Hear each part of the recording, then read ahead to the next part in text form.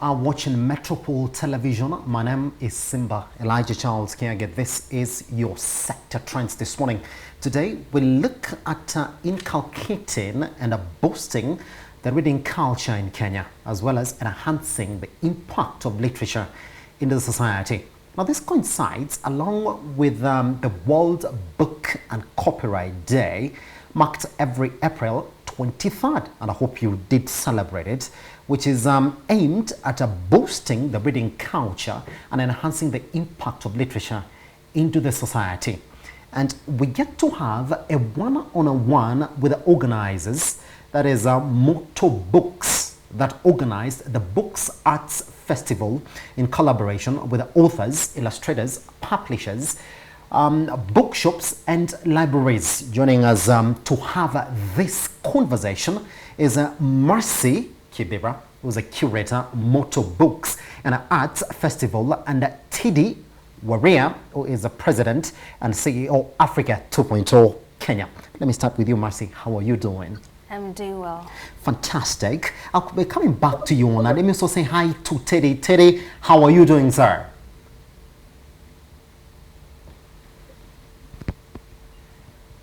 Teddy, can you confirm you can get me? Yeah, I can hear you, but I didn't hear the question.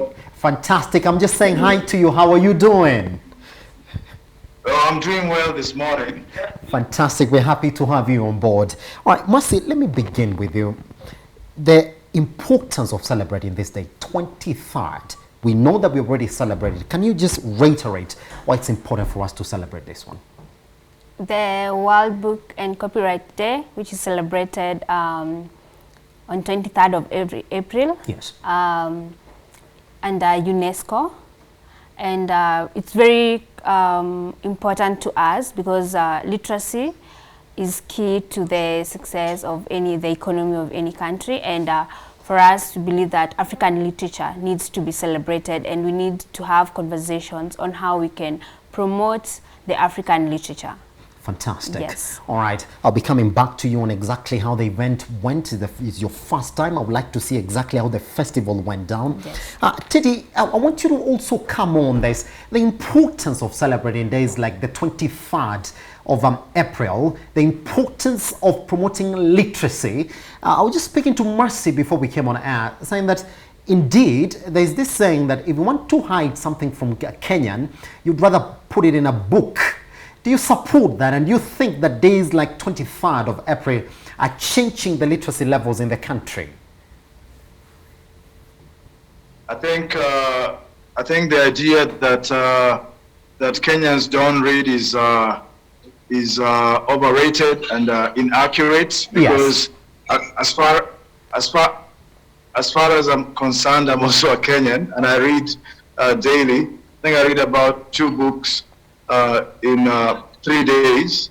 I hope I'm answering the right question. Yes, you are, Teddy. Am I? Yes, you are. So thank you. So as I mentioned, I'm a Kenyan as well. I read about 2 books within 3 days, each about 300 pages. And every time I've bought a newspaper, I've seen more than 6 people at least read one newspaper. And Kenyans are constantly reading things online. So that's also reading. So reading is not this kind of thing that you have to be in a corner with a book. And you need to cultivate those habits by reading, not constantly, but at least you dedicate some hours in a day to read. I dedicate 3 hours in a day to read at a minimum. Yes. And it has strengthened my literary skills. It has also strengthened my mind, because sometimes people tell me that, oh, you speak so eloquently, or you're very fluent. But what they don't tell me is that I think also very clearly and maybe accurately. Yes. So they don't complement the other part of my skills. And so I think Kenyans need to do more of calling a spade a spade. So I hope we can improve our literary skills. And Moto Festival was so wonderful in that regard, because yes.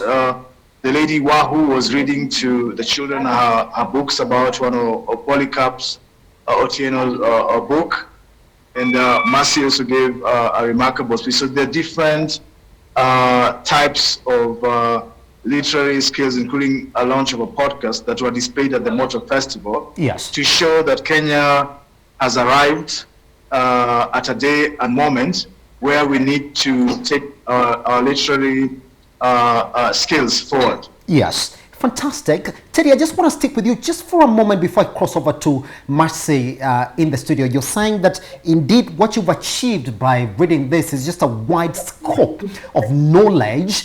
From what you're saying this morning, Teddy, because the theme of the festival that you just had on 23rd was firing up African literature. From what you're saying this morning, what do you think African literature stands as of today?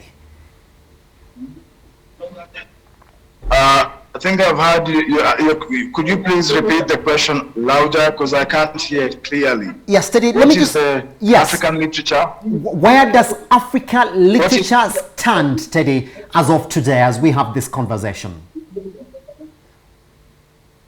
Wow. This particular one, I can't hear clearly what you're asking. It's okay, Teddy. As we try to fix your feed, let me cross over to Marcy. Marcy, I mean, that particular theme, what do you think African literature stands? Even as we're saying that festivals like the Motor Books Festival are there just to fire up African literature. Okay. So for the longest time, African literature has been at the periphery of the literary scene. Yes. But currently, we can say we are at the epicenter, and we've taken the global stage. And this is evident from the awards that and the recognition that some of our African authors are receiving. Yes. For instance, the last year in 2021, our very own Abdullah Razak from Ghana, from Tanzania, won the Nobel Prize in Literature.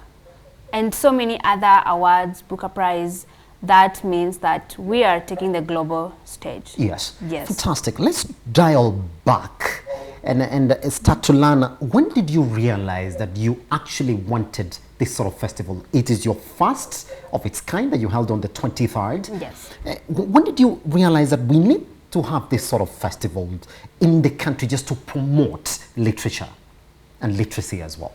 So the idea of having a book festival has been in our minds. My partner and I have a co-founder. Yes. And we've been debating for the last maybe 4 or 5 years. And just when we wanted to do it, COVID happened. And last year we said, you know what? We're not going to postpone. We will not push it anymore, because we've realized that we'll never have everything perfect to start off, or there'll never be a right time that we can say this is the right time. We'll keep postponing it. And we decided, let's do it, and we planned it in 5 months. Fantastic. Yes. That was 5 months. So yes. The first of its kind, are there any lessons that you actually drew from your first in terms of where we stand as Kenyans when it comes to supporting literacy and literature, or just improving the reading culture in the country? Yes, one of the things I'd say first is the planning. Yes. It was quite intense, and the learning curve was very steep. Yes. And at some point, I remember in the middle of this saying, oh my God, you're not going to do this festival thing again. But good news is, we are going to have it as an annual event. And that is because based on the attendance, the feedback, we actually surpassed our expectations. Mm-hmm. Yes, and the turnout was really great. One of the events on Friday, we actually sold out, and we couldn't take in more people. We had many authors, upcoming authors, established authors. Yes. Who came for the event. Yes. The kids' activity yesterday was packed, and that encouraged us, and we realized that people are longing to have such a venue, or such a place. Yes. Where they can interact with authors, readers, or just everyone in the literary scene. Yes. And Marcy, just before I cross over to Teddy, hopefully now he can get us. Yes. The simple fact that here's an event that you're organizing for the very first time, mm-hmm. and you're saying, let's see how Kenyans are going to jump on it. Mm-hmm. And then in the first edition of that event, you surpass your expectations. What does it say really about Kenyans and supporting literature and the level of literacy skills in the country? Are we there, or is when we're just starting? I'd say first, from the statistics and Yes. research, Kenya is one of the country in Africa that has highest literacy rates. Yes. And one thing I'd say is the narrative, as I was telling you before the interview started, the narrative that Africans don't read is, we are gradually ruling that out. And we can see Kenyans are reading. And it's even evident from the number of bookstores that are coming up. And yeah, we are embracing reading, and Kenyans read. Kenyans read. Yes. I would like to confirm that from Teddy. Teddy, could you confirm you can get me now? I can hear you now, but I hear the mic from Mercy better. When Mercy is speaking, I can hear. When you're speaking, I'm having trouble hearing. Let me try and be as loud as I can. Teddy, since we are talking about inculcating a reading culture, and you're giving us some very good start here, that you're able to read what, 2 to 3 books in what interval is that, Teddy? Yeah, thank you. I'm actually able to do that not because of necessarily a creation of my own. Yes. But from the time I was a child, my mother, the late Wilfreda Atieno Ombodo, used to read for me books. So she started with things like Asterix, Obelix, Tintin, Abunuasi, Jua Kalulu, all those interesting things. And then whenever she was reading Anwar, she would try to see if I can read faster than she could. Yes. And there's one thing also my mother used to do to improve my writing and literary skills. Anytime she wanted to write something, she'd tell me, could you write this? So I used to think my mother does not know how to write, but actually she was trying to see if I know how to spell. So I became an excellent speller even before a spell check. I don't think I got any of my spelling wrong. And so I attribute that to my mother. And there's a fantastic book called Reader's Digest. It's an American magazine that is very popular in Kenya, very positive magazine. So at the back of the magazine, there used to be something called word power.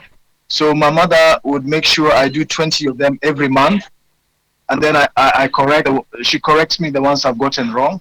So I became extremely good in my verbal comprehension of verbal reasoning, and it helped me a lot when I was trying or working to transition to go to the US. There's a test you have to do called TOEFL, Test of English as a Foreign Language. You have to pass it to get scholarships to the US. And there's also Scholastic Aptitude Test, which is the entrance exam in any American college. Well, half of it is verbal reasoning, and I aced it because my mother had prepared me. And I travel in different world reading, so it's a habit that I hope, and I shared with Mercy at the Moto Festival, Geladina, that she needs to start reading points for half-price books, similar to what Safaricom has as Bonga points. It's really interesting tidbits we're getting from you, Teddy. Hopefully you can get me as well. Teddy, the people listening to you and saying, I want to start reading a bit more, and also I want to be an author as well. Any points that you have for them, Teddy, this morning on exactly how to get started and prosper on that journey? Yes. Yes. Yeah, thank you. So the first thing that I think an aspiring author should do, there's nothing so unique about writing, and if you can hold a pen and if you know how to write, you can write a book. Similarly, if you have a leg, 1 or 2, or even if you have your hand, you can dance. You don't have to be the most flexible dancer to be able to dance. Even if you're just nodding your head, you're dancing. Even if you're writing 1 sentence or 1 paragraph a day, you can do that. You can spend 30 minutes writing and building that up to a book. For example, you can start writing something I call I Am From Poem, where you can write your story in just 2 pages in the form of a poem, beginning with I am from Kamnua village. I am from Buruburu 1 Primary School. I am from Lenana School. I am from Strathmore School. Something simple like that, and you keep on building it. And for those who aspire to write their memoirs or autobiographies, they can spend at least 10 minutes every day writing about the segments of their lives. For example, today I wrote the kind of coffee or tea that I like drinking and how I like drinking it, because I'm thinking of writing a book called Coffee Matters or Tea Matters, because in Kenya, tea matters for everybody. If you go to somebody's house, haven't offered you a cup of tea, you'll feel like they have not welcomed you. So I'm writing something about tea called Tea Matters, because I'm a recent diabetic and I stopped taking sugar. So I need to look for all manner of flavored teas everywhere I go. So I'm contemplating on writing a book just called Tea Matters. So I've started writing something every day about it. If I find a brand of tea that I've not had before, then I take it in and I write the flavor, and the taste makes me feel. And I'll start to conceiving you're with Mercy here. So if you go to your house, for example, your living room, the type of sofas you use, the type of TV or radio, paintings, they tell a lot about you, or they tell a lot about the person who lives in that house. You can start describing them. So when you're writing your story, start describing your immediate environment, your house, your kitchen, bedroom, your compound. Does it have geese? Does it have puppies? That is, like, have cats? Does it have cockerel? What kind of fruit trees are in your compound? Do you have avocados? Do you have mangoes? Simple things. Then you build onto that. So if you go to my website, sonofthenile.com, you can see an example of my I Am From poem. And I'm urging Kenyans to start writing those. And in tribute of the first of the inaugural Motor Books and Arts Festival, I'll work with Mercy to do a challenge called I Am From, where we'll encourage as many Kenyans as possible to write their basic life in a 2-page poem or a 1-page poem. Then we'll be sharing them over coffee or tea at the at the half price premier bookshop at the village market. I actually plan on Saturday, with the support of Mercy, Saturday, May 7th, just before the Nairobi City Marathon, to host a book signing and a book reading where I can help the Kenyans who visit the half-price book on that day to just get started on writing their short memoirs. It could be as short as 2,000 pages. No, sorry, 2,000 words, or their I Am From poem that can be as short as 1 page. So in the end, we'll create Son of the Nile anthology for Kenya by half-price book. And it's a very simple thing that you can even do on in the digital format or in the book and print format. Thank you.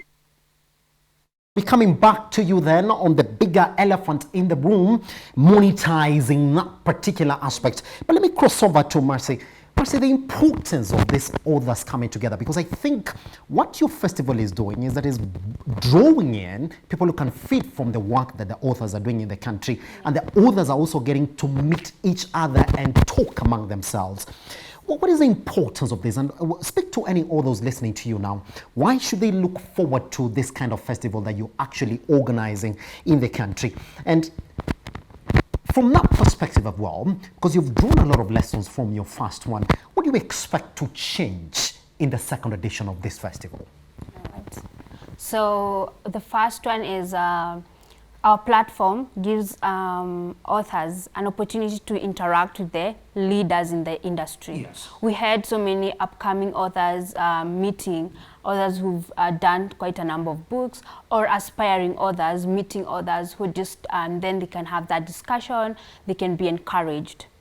So the other thing is we had a master class where we were basically taking people through a journey, aspiring authors and ordinary Kenyans as well, the journey through becoming an author. We had a master class on how to write a book, how to publish a book, and how to sell a book. Yes. And to our surprise, quite a number of people attended the master class. So that just shows how much potential we have in terms of people who are yearning to be authors. And also for the authors who are already there, we had, it was an opportunity for them to sharpen their skills.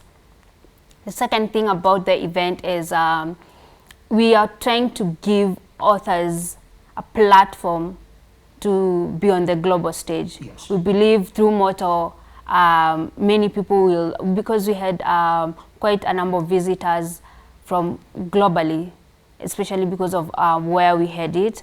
We held the event. So we want to place our African authors to the global stage as Yes. Moto festivals. Yes. Yes, and that thing is we want to create a community. We want to create a community of readers, authors, and publishers.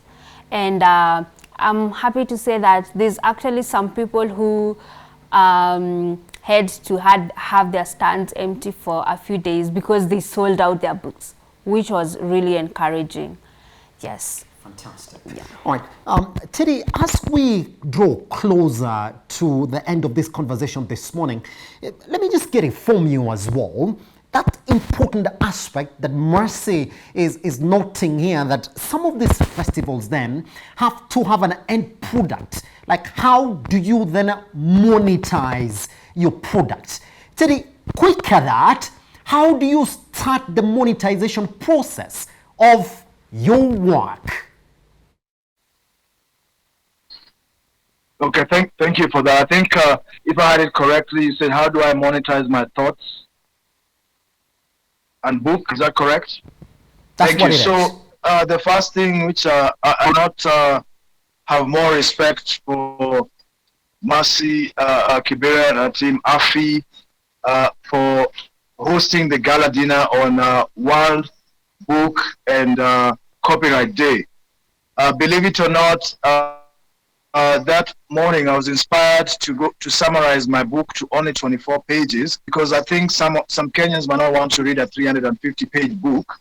And I actually titled it I Am From, and I got an ISBN number. This is the point I want to address. An ISBN number is an international standard book number. It makes your book become your own intellectual property. And so many Kenyans are afraid to get their own international standard book number because they think it's expensive, or they don't even know about it. So the process is very simple. You go to the Kenya National Library Service in Community. If you're in Nairobi, it's 1,500 shillings to register for it. Then it becomes your property, and you can set a price of your book. For example, on that day, which was on Saturday, I set up the price for the summary of my book called I Am Son of the Nile to 1,250, half the price of the big book, which is 2,500, and not all Kenyans could afford it. That was inspired by the idea of half-price books. So it has most of the material, but it's summarized. And I did that to honor the inaugural Moto Books and Arts Festival. And in the coming days, Kenyans, in conjunction with half-price books and the Kenya National Library, to help them know how to just register for an ISBN. You can actually even do it online and pay using M-Pesa if you're not in Nairobi. Once you do that, that book is your property. You set the price, and you can sell it anywhere in the world, either in an e-book format, or in a paperback, or in an audio. But if you want an audio book, you have to get a separate ISBN. If you want a paperback, you have to get a separate ISBN or a hardback. So all this becomes your properties. So the way I've decided to sell my books, rather than go from also one bookshop to another, I want to also start with a central bookstore, which is half-price book in Village Market, because I want to engage my readers, maybe most likely twice a month. I come at half-price books, I read for them some of the chapters, we discuss them, they buy the book, and they also buy the coffee and tea and meals at the next restaurant next to half-price book, so that we give them an experience. We don't just want to tell them, read this book, buy this book. That's old stuff. We need to bring them into our lives and into our aspirations. And Mercy has an excellent program called Adopt a Library. So some of the book lovers, if they buy, say, one book, one of the initiatives that I want to do with Mercy in there is, say, if somebody buys one book at 2,500, I'll give one book to a deserving child that Mercy and half-price books have told me needs the book, so that we can democratize reading, and we can also democratize my book so that it can reach as far as wide, because the title of my book is Son of the Nile, and the The acronym SOTN also stands for State of the Nation. And my other plan is to translate my book to all the 46 Kenyan languages, including the recently introduced Shona, so that this book reaches as wide and deep as possible all over Kenya, with the intention of changing first the understanding of people as who is Kenya, what makes them Kenyan, what content can we get from Kenya, and can we get content from all these six communities or nations, so that we build a uniquely African narrative inspired by the initial or the inaugural motto festivals for firing up African literature, beginning with our own villages, our tribes, our own homes, and our own families. That's why I gave my simple example of my I Am From poem and my Son of the Nile, which has my genealogy for the last 300 years. And I researched that during the Corona period. And Son of the Nile is my Corona baby. And I joked the other day at the festival that other people have real human babies, but I actually wrote Son of the Nile for also their babies that they got then, that whenever they grow, they can read something and say, during Corona, at least somebody wrote some books, and Mercy was able to sell them and distribute them. And I'm happy to do that. So that's what I've started. And then for the ones who are in the diaspora and would like to read my book, and the other African Americans and people, I'll be putting the book on Amazon on the 3rd of May, which is May is actually Africa Month. So I want to celebrate the entire month books and hope I can do a few activities at the half price stores in Nairobi, both the one in Bihi, Abington, and Village Market. And in fact, it is so aptly named because 75% of Kenyans or Africans live in villages, and I want to take my books there also at an affordable price. And just to conclude my statement, I plan to, when we were at the launch, I came with the big old boxes that we used to go to school with, boarding school. They're the big mabati or iron sheet boxes. I want to place about 1,000 copies of my book there, and have all boys and all girls of those schools or corporations buy those books for their schools, and I'll really subsidize the price so that you buy those boxes and they're shipped to them. So that's my plan, and I'm thankful to Mercy and Half Price Books and the Motor Festival for inspiring me for the last 3 weeks to think about this thing and to think about how we can get books to Kenyans and people all over the world, beginning from the launch that we've just done this weekend. So thank you, Mercy and your team. It looks quite informed on even the strategies that is going to take on the market for his products. You can hear him mentioning a lot of things here and there. That innovation in the market, even in terms of selling your product, is that what you intend to finally achieve there? And as we clear now, do we intend to see a more revised Motor Books Festival, or we have to wait for one annually going for the demand that you've seen so far? So on the marketing, especially for authors, yes, it's very key, because I believe that you just can't write a book and if you don't make sales, you'll not be motivated. You'll not be motivated to write another book. And that's why one of our key topics was monetization of African literature, which was well covered during the dinner, yes, by the CEO of Oxford Publishing, and John Wazemba, and also Nana Dakwa from Ghana. And we believe that we have to enlighten our authors on how they can monetize their work. Is it from, apart from the book, there are other ways you can monetize, which is maybe you can have the book as an ebook, you can have it as an audiobook, you could have a podcast. So we want to explore those options, and during the festival, one of our authors, Njeri Wangari, launched a podcast just to diversify her avenues as an author. Yes. And yes, we believe that through coming to the festival, it gives an author an opportunity to market themselves with the people who will attendees, and yeah, you make sales, and also you meet other bookstores, you meet publishers. Some are self-published, and during the event you're able to meet publishers, and they are able to break the barrier. Maybe there was a barrier between you and getting to a renowned publisher. We are able to break that barrier. And regarding our way forward and what to expect from motor festivals, this was our first event. We've taken lessons. It can only get better, and we'll refine our model to ensure we have a more engaging, a more versatile, bigger and better. Yes. Fantastic. Yes. Marcy, thank you very much for taking your time to speak to us here at Metropole Television. Teddy, to you as well, thank you very much for taking your time to speak to us this morning, sir. Fantastic. That's exactly the conversation. And this is Metropole TV. My name is Elijah Charles Kiage. You can actually have this conversation online at Metropole TV KE across all your social media platforms. I am at Kiage Simba. Let's take it on my channel. We'll take a short break.